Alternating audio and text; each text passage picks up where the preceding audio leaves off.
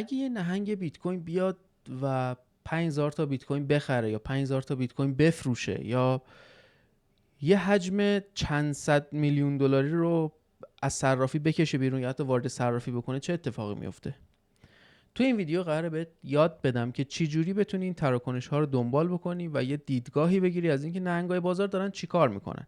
بیشتر میل به خرید بیت کوین دارن یا بیشتر میل به فروش بیت کوین دارن؟ پس با من همراه باشید. سلام بچه‌ها، امیدوارم که حال همگی خوب و عالی باشه. توی این قسمت قراره دو تا از بهترین سایت هایی که شما میتونید برای رهگیری تراکنش نهنگا استفاده کنید رو بهتون یاد بدم و بهتون بگم که اصلا شما با این سایت ها میتونید چه کارهایی رو انجام بدید. قبل از اینکه وارد بحث بشیم، لایک و سابسکرایب فراموش نشه و یه توضیح خدمتتون باید بدم که اونم این اصلا نهنگ چیه. خیلی از دوستان شاید ندونن که توی دنیای کریپتو ما نهنگ رو به چی میگیم. تمامی افراد یا شرکت ها و ارگان های خیلی بزرگی که توی این حوزه دارن فعالیت میکنن و سرمایه های چند صد میلیون دلاری یا حتی میلیارد دلاری رو برای خرید و فروش های خودشون استفاده میکنن رو ما بهشون میگیم نهنگ. حالا اگه میخوایم بدونیم که اصلا این نهنگ ها دارن میخرن یا میفروشن، باید چیکار کنیم؟ اولین سایتی که شما باید بهش سر بزنید سایت کریپتو کوانت هستش.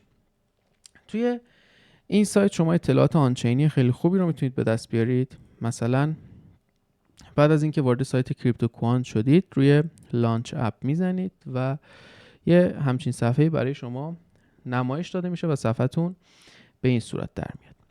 اولین چیزی که این بغل هستش نوشته Exchange Flow. یعنی چی؟ یعنی شما میتونید جریان صرافی ها رو ببینید.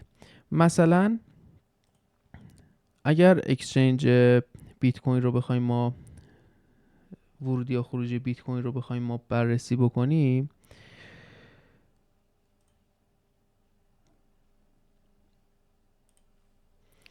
وارد اکسچنج نت فلو میشیم توی بخش توتالش و میبینیم که اینجا نوشته بیت کوین اکسچنج نت فلو. یعنی به ما داره میگه که ورودی بیت کوین به صرافی و خروجی بیت کوین از صرافی به چه صورت. اوکی، زمانی که این میزان خیلی قرمز باشه، یعنی اینکه خروجی از صرافی ها صورت بگیره، به این معنایی که نهنگ ها خرید خودشون رو انجام دادن و دوست دارن که بیت کوین رو خودشون رو هولد کنن و از صرافی ها خارج کنن. در واقع میشه گفتش که میزان بیت کوین موجودی که قابل معامله داخل صرافی ها هستش داره کمتر میشه. ولی وقتی که این ورودیمون خیلی زیاد بشه، این میزان به عدد سبز رنگ در میاد. خیلی اطلاعات دیگه ای رو شما میتونید توی این سایت بررسی بکنید و راجع به هر ارزی که بخواید مثل بیت کوین و اتریوم و ریپل یا حتی تتر این داده ها رو آنالیز بکنید که میتونید توی این سایت یک حساب باز کنید و خیلی راحت به تمامی بخشای این سایت دسترسی کامل رو داشته باشید. خب یکی از سایت‌های خیلی خفن دیگه‌ای که توصیه میکنم همه باید بهش سر بزنن سایت کوین گلاسه. توی این سایت ما مجددا یک سری دیتای آنچین رو قرار است با هم دیگه بررسی بکنیم و ببینیم که نهنگ‌ها دارن چیکار میکنن. وقتی که وارد این قسمت شدید، از سرفصل لیکویدیشن شما میتونید اول از همه لیکویدیشن هیت مپ رو بزنید. این چارت به شما نمایش داده میشه که نقدینگی های بیت کوین رو توی قیمت های مختلف میتونید ببینید. مثلا اگر رنگش زرد باشه یعنی نقدینگی خیلی زیادی توی اون ناحیه داریم و از بالا به پایین که به رنگ بنفش میرسیم یعنی نقدینگی ها کمتره. و میدونیم که جایی که نقدینگی ها خیلی زیاد باشه، نهنگ‌ها برای اینکه بتونن معاملات خودشون رو یا اوردرهای خودشون رو باز بکنن به سمت اون نقدینگی ها قیمت رو حرکت میدن.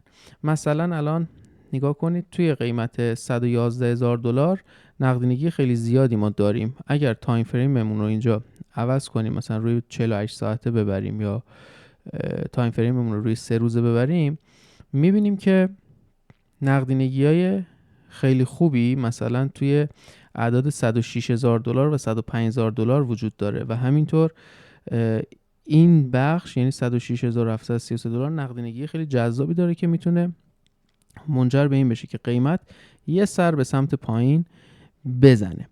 و تو سقف قیمتی دوستانی که معاملات شورت اینجا باز کردن، نقدینگی های خیلی خوبی توی 112000 دلار 113000 دلار وجود داره که این نقدینگی توی این بخش 112 و 111000 دلار خیلی بیشتره و قیمت میتونه یه بالا بزنه تا این نقدینگی ها رو پاکسازی کنه و از اونجا به سمت پایین ریزش داشته باشه. توی این بخش شما فقط میتونید نقدینگی های بیت کوین رو نگاه کنید، چون که خب از همه ارزها مهمتر هم همین بیت کوین هستش و زمانی که بیت کوین خب بریزه باقی ارزها هم میریزن، اگر بیت کوین بره بالا باقی ارزها هم میرن بالا.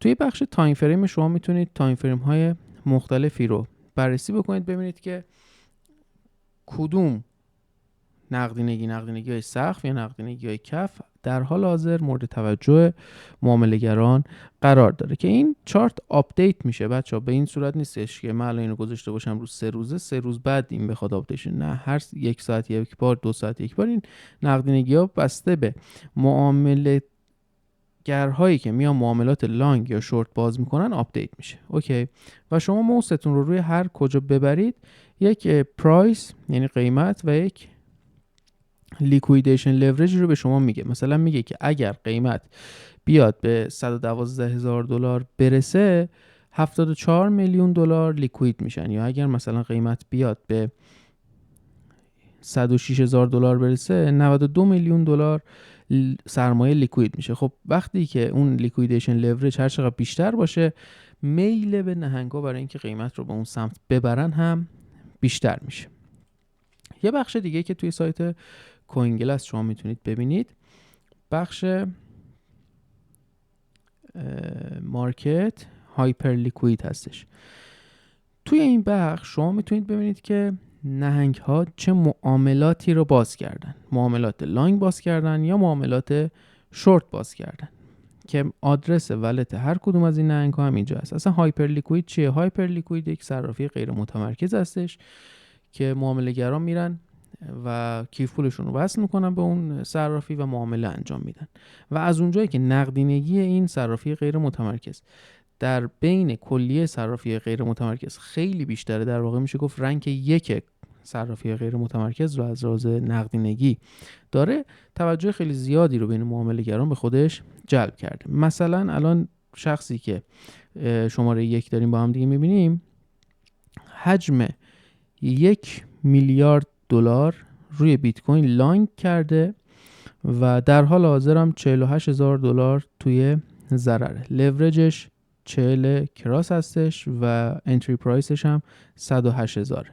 لیکوید پرایسش کجاست؟ قیمت 104000 دلار. مثلا یه شخص دیگه اومده روی قیمت 105820 با لورج 10x 236 میلیون دلار چیکار کرده؟